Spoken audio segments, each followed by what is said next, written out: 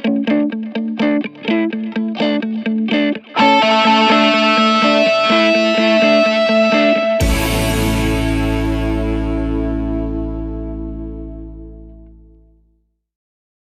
में से कितने लोग हैं जिनकी इंग्लिश बहुत अच्छी है, जो पूरे कॉन्फिडेंस से इंग्लिश बोल सकते हैं? सोच लेना, मैं यहाँ पे बिठा करके बुलवाऊंगा, सोच लेना।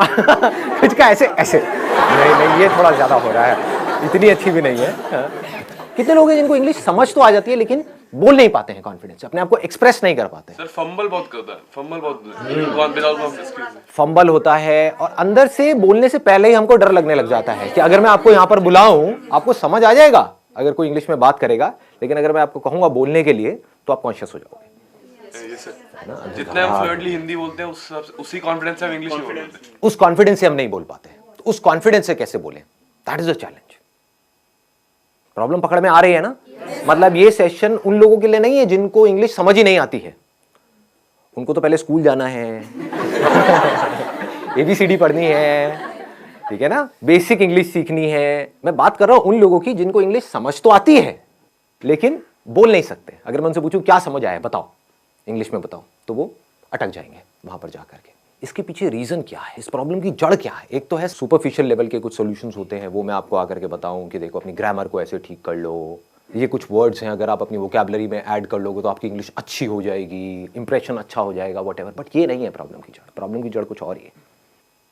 पहले हमको समझना पड़ेगा हम करते क्या है। हम कोई कहीं पर कुछ गलती कर रहे हैं और वो गलती कोई डीपली समझता नहीं है कि वो गलती क्या है। अगर वो हमको पकड़ में आ जाए तो हम इस प्रॉब्लम का सोल्यूशन निकाल सकते हैं। वो गलती ये है, आप मुझे बताना मैं सही कह रहा हूं या गलत कह रहा हूं। वो गलती ये है कि जब आप हिंदी में बोल रहे होते हो तो हिंदी में ही सोच रहे होते हो, उसको ध्यान से सुनना, और हिंदी में ही बोल रहे होते हो। लेकिन जब इंग्लिश में बोलते हो तो पहले हिंदी में सोचते हो, फिर इंग्लिश में कन्वर्ट करते हो, फिर बोलते हो। यस और नो? ये प्रॉब्लम की जड़ है। अगर किसी तरह से हम इसका सॉल्यूशन निकाल लें फिर इंग्लिश आपकी फ्लुएंट हो जाएगी, फिर आपको इंग्लिश बोलने में कॉन्फिडेंस आ जाएगा। यानी कि आप इंग्लिश में ही सोचो और बोल दो, वो जो बीच का गैप है वो हट जाए, ज्यादा सोचना ना पड़े। तो अब ऐसा क्यों होता है कि हम हिंदी में सोचते हैं और इंग्लिश में बोलते हैं? हम कन्वर्ट करके क्यों बोल रहे हैं? हम डायरेक्ट क्यों नहीं बोल पा रहे? जबकि वर्ड्स हमको पता है कि इसको ट्री बोलते हैं, इसको बॉटल बोलते हैं, इसको संदीप बोलते हैं, व्हाटएवर इट इज, ठीक है, आपको पता है, लेकिन उसको हमको कन्वर्ट क्यों करना पड़ रहा है? क्या जड़ है? आराम से सोचना, जल्दी में एकदम से बोलना मत, आराम से सोच करके बोलना। बताइए सर। एनवायरमेंट हमारा ऐसा है, हमारी अपब्रिंगिंग ऐसी है कि बचपन से जो हमारी हैबिट है, habit is the right word, कि हमारी हैबिट पड़ी हुई है हिंदी में सोचने की और हिंदी में बोलने की। तो ये सारा आदतों का खेल है। अगर डीपली हम समझ पाए कि हिंदी हमने कैसे सीखी और उन फंडों को अगर हम यहां पर अप्लाई कर पाए तो काम हो जाएगा, मतलब बड़ी आसानी से हो जाएगा। एक है लंबा प्रोसेस कि आप किसी इंस्टीट्यूट में जाओ, वहाँ पर जा करके स्टेप बाय स्टेप सीखो, एक एक करके आपको बताएंगे वर्ब क्या होती है, एडजेक्टिव क्या होता है, नाउन क्या होता है, ये क्या, उसी में आदमी पागल हो जाएगा। एक तो पहले ही वर्ड्स को कन्वर्ट करना पड़ रहा है, साथ में ये भी देखना पड़ रहा है ये नाउन है, एडजेक्टिव है, वर्ब है, मैं सही बोल रहा हूँ गलत बोल रहा हूँ, हो गया ना? और ज्यादा कॉम्प्लिकेटेड हो जाएगा। तो सीख भी सकते होगे तो नहीं सीख पाओगे, अगर सीख भी जाओगे अंदर ही अंदर तो बोल नहीं पाओगे, क्योंकि अंदर और खचड़ पचड़ हो गई। मतलब बेसिकली जैसे पानी है ना, वो बहता है कि मतलब कोई रुकावट ना आए, ऐसे वो बहनी चाहिए, उसको फ्लुएंसी बोलते हैं। तो मैं आप लोगों से पूछता हूं कि हिंदी हमने कैसे सीखी? अगर हमको ये समझ आएगा तो हम इंग्लिश को भी सीख सकते हैं और बड़ी जल्दी सीख सकते हैं। क्या आपने पढ़ करके सीखी? मतलब जो स्कूल में हिंदी सिखाई तब आपको हिंदी समझ में आई, या उससे पहले ही आप हिंदी सीख चुके थे? हाँ, जब हिंदी में वो चैप्टर शुरू हुए थे स्कूल में, उससे पहले ही आप कई गालियां सीख चुके थे, बहुत कुछ सीख चुके थे, है ना? हाँ, आप आराम से बात कर पाते थे, अपने आप को एक्सप्रेस कर पाते थे, किसी से कुछ मांगना है मांग लेते थे, व्हाटएवर। तो कैसे सीखी हमने हिंदी? इंटरैक्शन करके। लेकिन इंटरैक्शन, हमें तो हिंदी आती ही नहीं, हम इंटरैक्ट कैसे करें? इंटरैक्शन तो तब होता है जब दोनों लोग दोनों तरफ से इंटरैक्ट करें। तो पहले स्टेप में क्या हुआ था? ऑब्जर्वेशन। एब्सोल्युटली। मतलब हम लोगों को ऑब्जर्व करते रहते थे और कॉपी करते थे, इमिटेट। जैसे नकलची बंदर, आपने एक वर्ड सुना होगा, कभी किसी बंदर के सामने जाओगे, ऐसे ऐसे खुजाओगे, उल्टी सीधी हरकतें करोगे, व्हाटएवर, तो बंदर भी वही करने लग जाएगा। तो उस बंदर में और इंसान में ज्यादा फर्क नहीं है, आपको पता है, आप भी पहले बंदर ही थे, राइट? और कुछ लोग तभी बंदर हैं। तो हमने कैसे सीखा? जो भी हरकतें बड़ों को करते हुए देखा उसको कॉपी किया। वो बोल रहे हैं तो हमने भी वो बोलने की कोशिश करी, चाहे टूटा फूटा बोला, जैसा मर्जी बोला, लेकिन बोला। उन्होंने कोई अजीब सी हरकतें कर रहे हैं, गुस्सा कर रहे हैं, तो हम भी गुस्सा करना सीख गए, है कि नहीं? हमें पता है कि माँ बाप की आपस में लड़ाई हो रही है, बच्चों की ऑब्जर्वेशन बहुत तगड़ी होती है क्योंकि उनके पास करने के लिए और कुछ होता नहीं है। बैठे बैठे बस देखते रहते हैं, तो बच्चे ऑब्जर्व करते रहते हैं माँ बाप आपस में कैसे लड़ रहे हैं, कैसे माँ लड़ करके अपनी बात मनवा रही है बाप से, तो बच्चा वहां से सीख लेता है। बच्चे को समझ आ जाता है, अच्छा मुझे यही कुछ करना पड़ेगा, ऐसे नहीं मानने वाले, है ना? तो बच्चा टेंट्रम करना सीख जाता है और फिर उसको वो चीज मिल जाती है तो फिर अगली बार और टेंट्रम करता है, और ऐसे ही हम सीखते हैं। तो कहने का मतलब है हम हिंदी कैसे सीखे? देखते रहे, समझ नहीं आ रहा था क्योंकि जब हिंदी आती ही नहीं तो समझ कैसे आएगी, बट धीरे धीरे हम ऑब्जर्व करते रहे, समझते रहे कि जब ये इस तरह के वर्ड्स मुंह से निकलते हैं किसी के, तो उसके बाद में एक्शन क्या होता है, उसके साथ में क्या जुड़ा हुआ है। टॉय, तो इमीडिएटली हमको समझ आया इसको टॉय बोलते हैं, है ना? तो वहां पर बहुत सारी कंफ्यूजन भी होती है बच्चों के अंदर, क्योंकि वो कई बार गाड़ी को भी टॉय बोल देते हैं। क्यों? क्योंकि अभी क्लियर नहीं हुआ है कि टॉय क्या है। लेकिन फिर क्या हुआ, धीरे धीरे उन्होंने बोलना शुरू किया, गलतियां करी, करते एफर्टलेसली कम्युनिकेशन होने लग गया, इंटरेक्शन होने लग गया। उस इंटरेक्शन से क्या हुआ कि अब वो जो सोच रहे थे वही वो बोल रहे थे, वहां पर कोई कॉन्फ्लिक्ट नहीं था। बच्चों की यही खास बात है, बच्चों के अंदर कोई फिल्टर नहीं है, दिस इज द ब्यूटी, इसीलिए बच्चे बड़ी जल्दी सीखते हैं। तो पहला स्टेप हमको पकड़ में आ गया, ऑब्जर्वेशन। दूसरा है प्रैक्टिस। अब यहां पर एक बहुत बड़ी प्रॉब्लम है, वो आप बताओ मुझे क्या है? प्रैक्टिस करने में, प्रैक्टिस करे कहां और किसके साथ करें? आप समझ गए ना? हमको पता है ये सारी बातें, लेकिन हम एक पॉइंट पे जाकर के अटक जाते हैं, उसके आगे नहीं बढ़ पाते। अब मैं उसके और एक लेवल डीप में जाने वाला हूं। प्रैक्टिस कहां करें, किसके साथ करें, कैसे करें? दोस्तों से करोगे तो वो माँ बहन की गालियां निकालने लग जाएंगे, है कि नहीं? घर में आप किसी से बात करोगे, अपनी मदर से करोगे, तो आपकी इंग्लिश जो बची खुची है वो भी खराब हो जाएगी। बड़े अंग्रेज आए। हाँ, बड़े अंग्रेज आ गए हैं जी। क्या हो गया? हिंदी हमारी मातृभाषा है, इंग्लिश सीखना जरूरी थोड़ी ही ना है। उनको बोलो ठीक है इंग्लिश सीखना जरूरी नहीं है, लेकिन ये जॉब है, वहां पर इंटरव्यू होने वाला है, वो इंग्लिश में होने वाला है। बोलना अपने घर वालों को, अगर कोई बोलता है ना ऐसी कोई तकियानुसी बातें करते हैं कि हमारी हिंदी मातृभाषा है और इंग्लिश सीखना जरूरी नहीं है, तो उनको बोलो ठीक है फिर तो इंटरव्यू भी देना जरूरी नहीं है, नौकरी भी करना जरूरी नहीं है। हाँ, बेचो अपना घर, एफडी कराओ, मजे से रहेंगे। खाना ही तो खाना है, उसके लिए नौकरी क्या करनी है? आपका घर है तो सही, बेच देंगे, एफडी करा देंगे, किराए पे रहेंगे। ठीक है जी, पकड़ में आ रही है बात? प्रैक्टिस कैसे करोगे जी? मैक्सिमम जितना एक डे में बोल सके, नॉर्मल भी कन्वर्सेशन कर। किससे बोलोगे? सब्जी वाले से बोला तो वो गड़बड़ हो जाएगी। टेक दिस तेरी लगाऊं कान के नीचे, तो गाली निकालती है मेरे को। The moment we speak in English to our friends, they say क्यों फॉर्मेलिटी क्यों कर रहे हो भाई? राइट, फॉर्मल क्यों हो रहे हो? फॉर्मेलिटी क्यों कर रहे हो और क्या जरूरत है? मुझे तो इंग्लिश आती है, आती किसी को भी नहीं है, समझ गए ना? समझ आती है, बोलने में कोई भी, सारे पैदल हैं। और कई बार वो हंसते भी हैं। कई बार क्या, हमेशा ही हंसते हैं। अपने गर्लफ्रेंड बॉयफ्रेंड से बोलोगे वो मजा ही नहीं आएगा, फीलिंग ही नहीं आएगी ना। हिंदी वर्ड्स में जो फीलिंग है, इश्क, ये वर्ड इंग्लिश में कहाँ मिलेगा? लव में वो मजा थोड़ी है।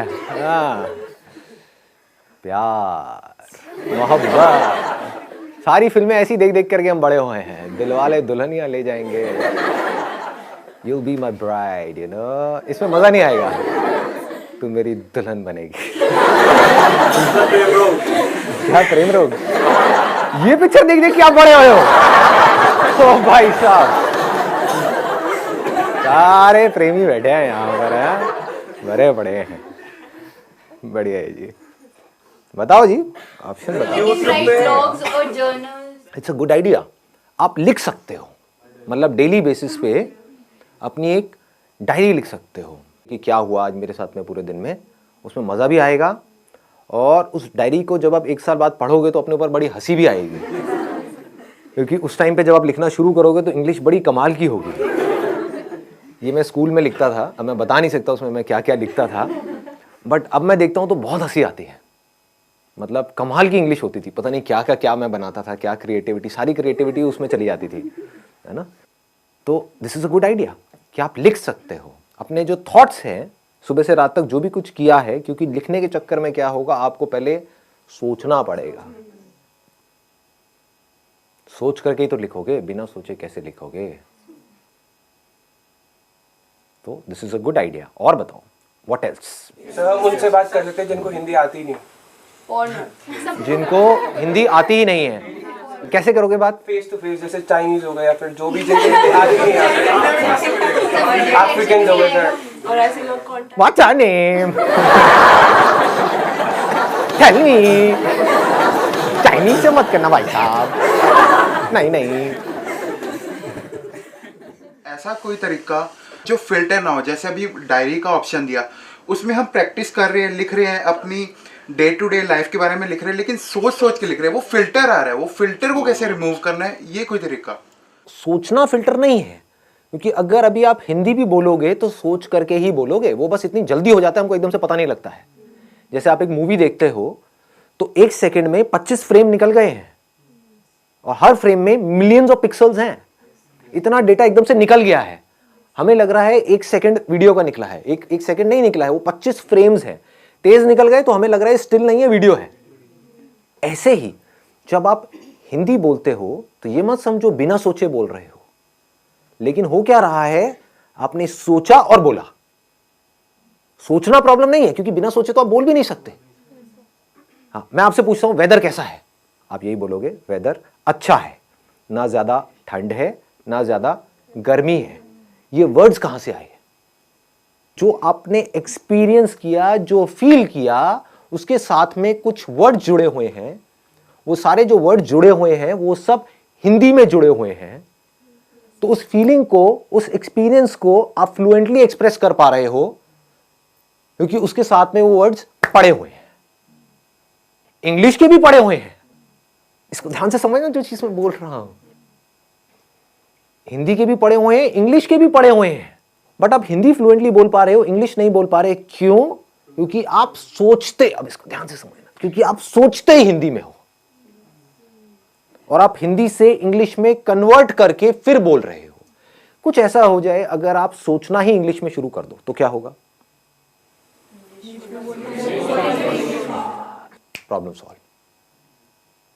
हैबिट आपकी अभी पड़ी हुई है हिंदी में अंदर सोचने की। सुबह से रात तक आप करते क्या हो? कभी नोट करना, कहीं पर अकेले बैठे हुए हो, कभी पढ़ रहे हो, पढ़ते पढ़ते एकदम से पढ़ाई से ध्यान हटा, बैठ करके कुछ सोच रहे हो, कुछ गड़बड़ हुई घर में, उसके बारे में सोच रहे हो, सोने से पहले कुछ थॉट चल रहे हैं माइंड में। थॉट है क्या अगर बोलना नहीं है तो? कभी ध्यान से अपने थॉट्स को देखना। थॉट्स में अगर वर्ड्स नहीं है तो थॉट भी नहीं है। बिना वर्ड्स के सोच के दिखाओ, किसी ऐसी चीज के बारे में सोच के दिखाओ जिसका कोई वर्ड माइंड में पड़ा ही नहीं है। इम्पॉसिबल। हमें यह लगता है कि बात करना या बोलना मतलब सिर्फ आपसे मैं बोल रहा हूं, आपसे बात कर रहा हूं, इसको बात करना कहते हैं। अजी नहीं, जो हम अपने अंदर सुबह से रात तक बोलते हैं, एक्चुअल में वो बात करना है। अगर अपने अंदर ही अंदर आप इंग्लिश में बोलते रहो, ये आपके हाथ में पूरा कंट्रोल है, या और कुछ नहीं तो शुरू में इंग्लिश और हिंदी को मिक्स कर दो अपने माइंड के अंदर, तो धीरे धीरे आप देखोगे, नहीं भी चाहोगे तो मुंह से वो ही निकल रहा होगा जैसे थॉट चल रहे होंगे। It is called habit. कितना सिंपल है, मतलब समझ गए ना कि अकेले में आप कहीं पर बैठे हो तो बैठ करके सोच रहे हो कि मुझे ये करना है। Think in English. अगर आप अंदर सोचने की प्रैक्टिस नहीं करते और सीधा बोलने की प्रैक्टिस करते हो तो नहीं बोल पाओगे, अटक जाओगे, बार बार गलतियां करोगे, और जितनी गलतियां करोगे उतना ही आपका मजाक उड़ेगा, उतना ही आप कहोगे छोड़ो मेरे को नहीं बोलना। तो इंग्लिश में सोचना है, इंग्लिश के वर्ड्स में सोचना है। ये पूरा कंट्रोल आपके हाथ में है। चाहो तो कर सकते हो, कोई आपको रोक नहीं सकता है, आपको कोई और चाहिए भी नहीं है, अपने अंदर ही अंदर। एंड मोस्ट इंपॉर्टेंट, यहां पे एक सेकेंड ना, and most important, use simple words. यहां पर हम जाकर के फंस जाते हैं। कुछ ज्यादा कॉम्प्लिकेटेड वर्ड्स बनाने की जरूरत नहीं है अपने माइंड में जो आप सोच रहे हो। बड़े आराम से सिंपल वर्ड्स। क्योंकि उसमें क्या होगा, फ्लुएंटली आपकी आदत पड़ जाएगी इस तरह से सोचने की। तो अब एक छोटा सा काम करते हैं यहाँ से, बजाय कल के ऊपर डालने के, आज से और अभी से इसकी प्रैक्टिस करते हैं। आपको जो भी बोलना है या मैं जो भी बोलूँगा इंग्लिश में बोलेंगे, एटलीस्ट कुछ तो प्रैक्टिस होगी ना से तो हाँ है, वैसे आधा घंटे में कुछ होने वाला नहीं है लेकिन at least something is better than nothing. सोच सोच करके नहीं बोलना है, बोल देना है जो भी अंदर से आ रहा है। Sir, what we can do at our home is that we can ask our mother or father that you can give us any topic, any XYZ topic such as dog, water, anything, and we just have to speak for a minute on that topic. Extempore basically. So once a week, even if we do it. And we don't need to use these kind of words like extempore or whatever.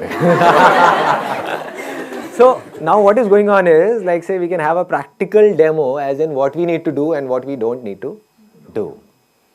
And even if you commit some mistakes, it does not make any difference. My English is also not that good, but how does it matter?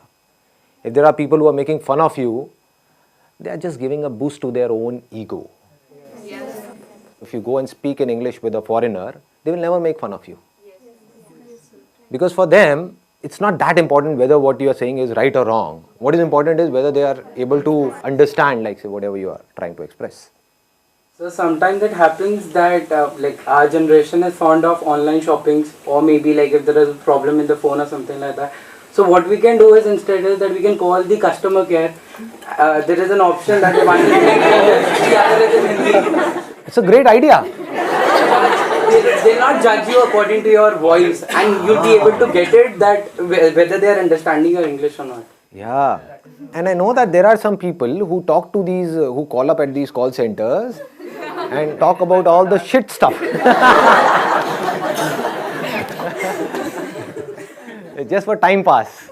So now at least you are learning something. I think it's a great idea. Yeah. You can talk to them. Nobody will judge you.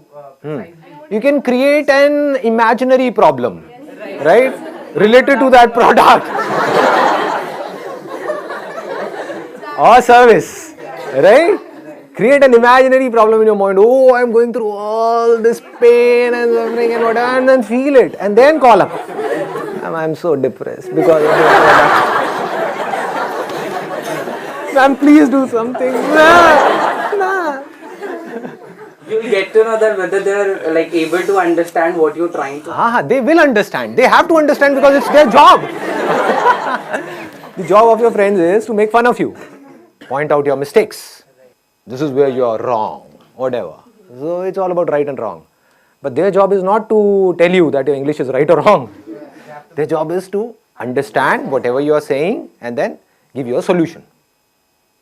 There are some things in life where you can't afford to be mechanical. You need to put some conscious effort in it. You need to think, okay, what is it that I need to do? There is a problem. I need to figure out a solution. So here you need to consciously think about that particular problem and need to come out with a solution. So when you are busy, just try to understand the depth of this. When you are busy with finding the solution to a problem, you're so busy and so occupied that you're not concerned about being right or wrong. When we are busy in something, then we are not thinking too much about it. For example, you must have noticed, if you're speaking with a foreigner, some of your relatives or whatever, like say they are from UK or US and they've come to India at your home and you're talking to them in English. Do you see what I'm saying? Now you are so busy in talking to them, you're not thinking about being right or wrong.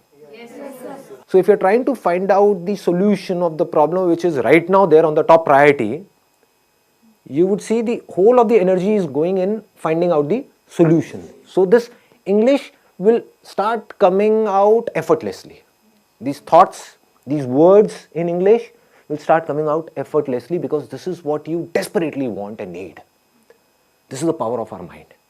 I'm going in a different dimension. Like say, if your mind has to do something, if you are in a situation, for example, if there is a mother and a child, and the mother says, no, I don't have that much of energy in my body or whatever it is, right? But the moment her child is in danger, she will have so much of energy that she will be able to fight with 10 people, all by herself. How was this energy released? whenever there is a problem which is huge, then the mind releases energy to find out a solution. And mind has the power to do anything and everything. Interesting, no? Try to find out the solutions of the biggest problems in your life in English. That will take care of this problem of learning English. So, you will not have to put in effort to learn English. You will learn English automatically. As you learnt Hindi automatically. It's easy. It's easy. It's simple. Yeah. The major thing that discourages us to speak is like being judged by people. And like at the back of our minds, we always think what would the other person think about us. Let those people go to hell. Curse them in your mind. Stare करते हैं वो लोग गलत बोलते So English. Speak up with confidence. This is the key. You know what? Even if you're not confident, just pretend to be confident.